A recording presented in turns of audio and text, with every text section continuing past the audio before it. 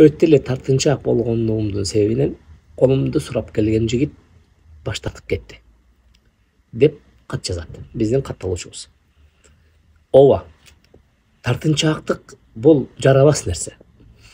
Бул эркектерге же кыздарга тиешелүү болбосун, тартынчаактык бул адамдарды ренжитип, адамдардын көңүлүн айлантчу маселе.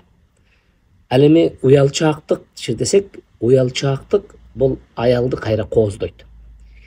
Эгерде сизде мына ошол колуңузду сурап келген жигиттин жанында сиз тартынбастан туруп, бирок уялчаак болсоңуз, ал сизге абдан катуу байланмак.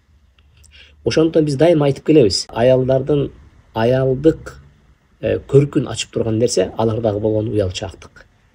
Эмнеден уялуу деген сөз, эмнеден уялуу деп токтоло турган болсок, аялдар түз көзгө карагандан уялыш керек. Башка эркек менен жүздөшүп отуруудан уялыш керек. Аны менен ха-ха-ха düşүп, тамашалап, күлүп отургандан уялыш керек. Ал ар кандай оор сөздөр чыгып кете турган жерден уялыш керек. Ар кандай оор, айтайлык, чагылдыруулар болгон жерлерден уялыш керек.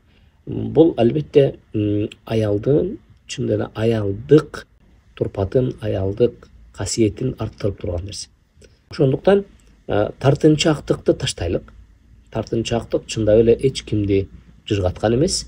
Тартынчаактык эмне дегенде бул жөнү жок адам оозундагысын алдырган, айтам дегенин жеткире албаган, көздөгөнүн аягына жете албаган, иши кылса бардык көйгөйдү жараткан нерсе болот. Андыктан кыздарыбыз мындай көйгөйгө түшкөн учурда мынтип суроо узатып турганыңар да жакшы.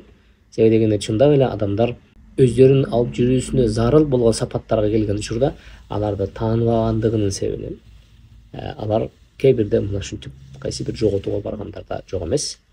Келиңиздер анда уялчаактыкты карманалык, тартынчаак болбойлук.